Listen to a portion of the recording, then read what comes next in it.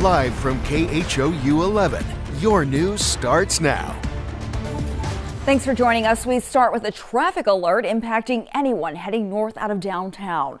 All northbound lanes of the Eastex Freeway near Lyons Avenue are shut down after a cement truck overturned and spilled hazardous material. The Houston Fire Department confirms 2 people were hurt. 1 is in critical condition. Right now, traffic is crawling with just 1 lane open. Crews expect delays for hours while they clean up. New here at 6, a solemn law enforcement procession for a 12-year-old boy shot and killed in Houston last weekend. Julian Guzman lost his life during a game of ding-dong ditch. It's a tragic story that gripped the nation. Orko Manna shows us how the community is honoring him tonight. Family and friends gathering this afternoon to mourn the death of 11-year-old Julian Guzman. Many loved ones at the funeral today in East Downtown wearing shirts with Guzman's face on them to honor a life taken far too soon. The parking lot packed as angel wings are carried inside. Guzman was killed last weekend after playing a prank of Ding Dong Ditch in this Houston neighborhood. Police say the suspect was waiting outside and shot Guzman in the back as he was running away. I have a lot of family that knew the little boy personally. It's a heartbreaking tragedy for the whole community, including vendors at this pop-up market near the funeral home. It's just so tragic. There's no words for it. To have that, like, a life to be taken away that young. It's very sad, you know. No one should lose their life over that. The vendors doing what they could to pay their respects. We're told, you know what I mean, be respectful because of the funeral across the street, not to play music, not to be too loud. Cameras were not allowed inside the funeral home today, but according to an online obituary, Guzman will always be remembered for his bright smile, his playful spirit, and the joy he brought into every room he entered. The love for Guzman evident by this makeshift memorial at the shooting site that continues to grow. Heartfelt messages, balloons, and candles are added daily. Law enforcement leading a procession following the funeral as loved ones prepare to lay Guzman to rest. Lowriders, which Guzman was a fan of, part of the procession too. Do you have a message for the family? My deepest condolences. You know, I have children and I feel for them. Reporting in Houston, Orko Manna, KHOU 11 News. Meanwhile, 42-year-old Gonzalo Leon Jr. remains in the Harris County Jail on a $1 million bond. He is facing murder charges in connection with Guzman's death. His next court date is set for October 21st. This is a story we'll continue to follow closely. You can find our previous reporting on the suspect and the victim, Julian Guzman, at KHOU.com. Tonight, a woman is in the hospital after crashing into a Harris County Sheriff's Office vehicle. It happened on Highway 249 this afternoon.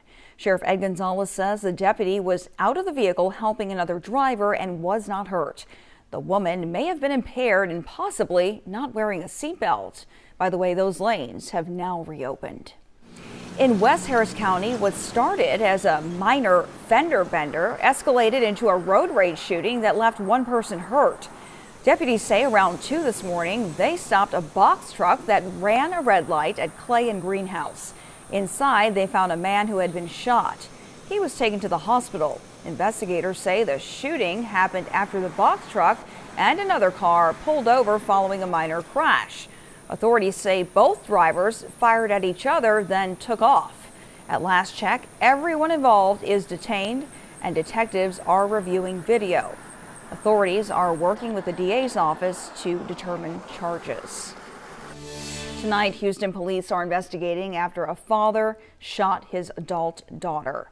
Just after 11 last night, officers were called to a home on Gatebriar Drive, south of the Sam Houston Tollway. Investigators say the 2 were arguing, it got heated, and the man pulled a gun on his daughter. She was rushed to the hospital and is stable. Right now, it's unclear if the father has been detained or what the argument was about. Stories like this are never easy to hear, and we want to remind you, if you're dealing with domestic violence, help is available. You can call the number right there on your screen or text the word START to 88788. Well, it's been nearly 24 hours since chaos erupted at a high school football game that was cut short. Tonight, Houston ISD is setting the record straight, saying no threat was ever found.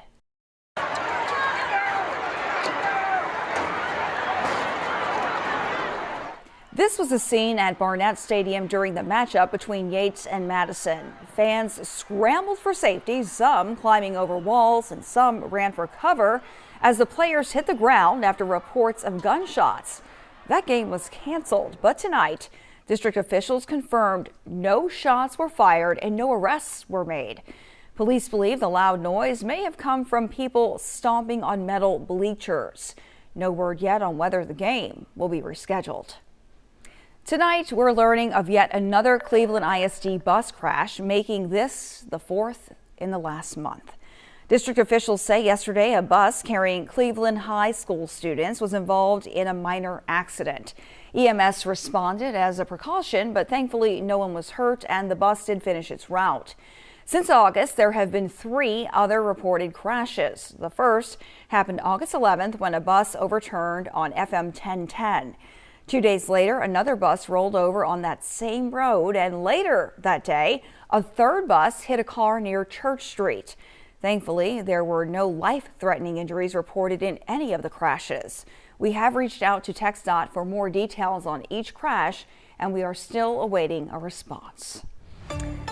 Turning now to the weather, some cloudy skies over Herman Park following a couple of afternoon showers across the Houston area. Chief Meteorologist David Paul is in for Pat Kaplan tonight. And Dave, where are these storms headed? Everything's moving to the south and east, and we'll have another 12 to 18 hours of this before some dry weather sets in. But that means the rest of today, 40% rain chance, and a 60% rain chance on Sunday is in play until drier air, and that means lower humidity comes in for the first part of next week. High temp today went to 92. That was at Bush Intercontinental Airport. That was at 136 this afternoon. Normal is 92. Record is 103. Set on this day just a couple of years ago, back in 2023. If you are sneezing, it is ragweed season. We're in it. Ragweed's at 76. That number crept up all week long. Weed pollen count is high. Mold is high. Grass is low.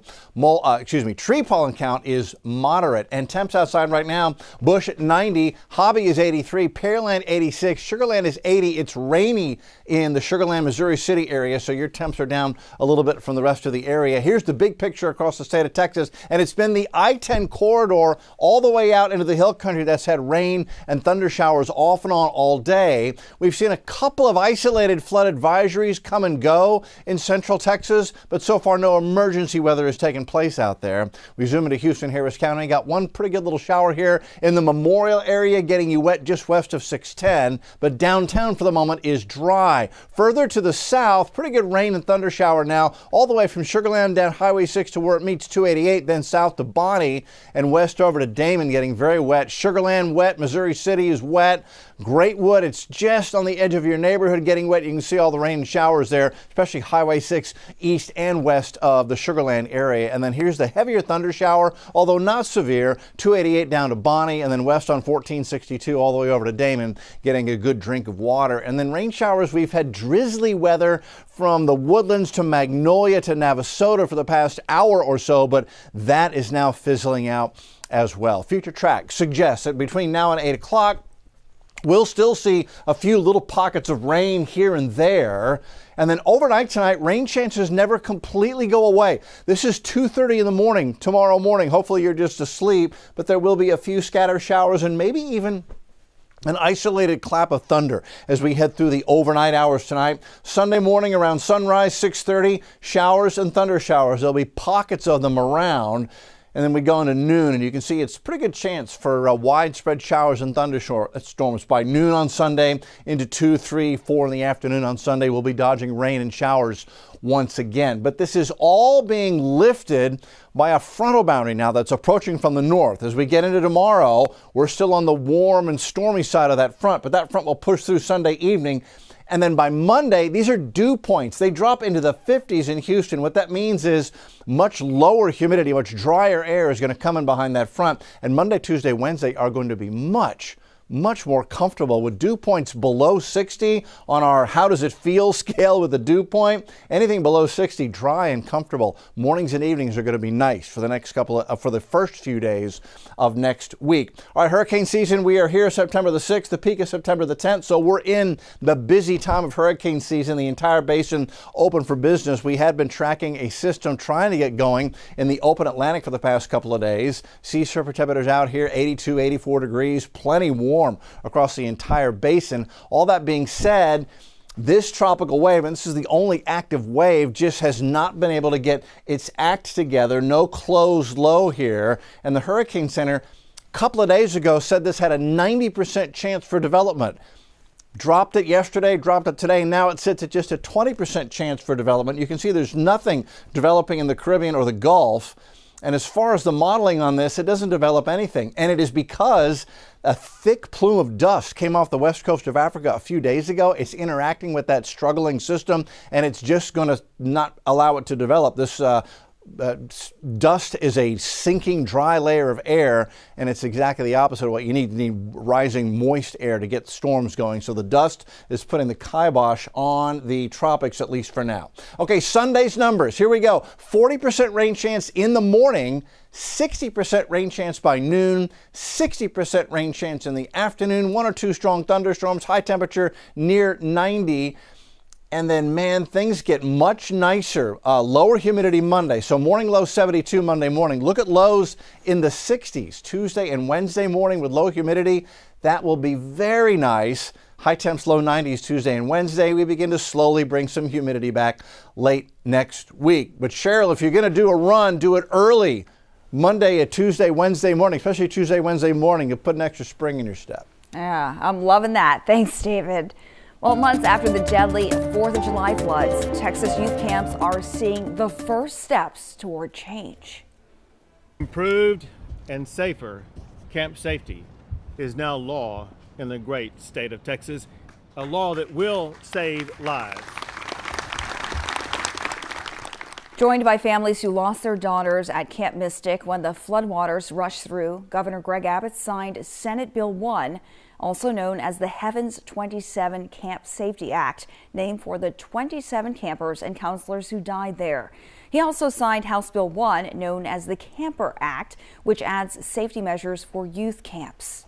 Some of those include installing and maintaining emergency alert systems, training staff on evacuation procedures, banning cabins in floodplains, and requiring state inspections to ensure compliance.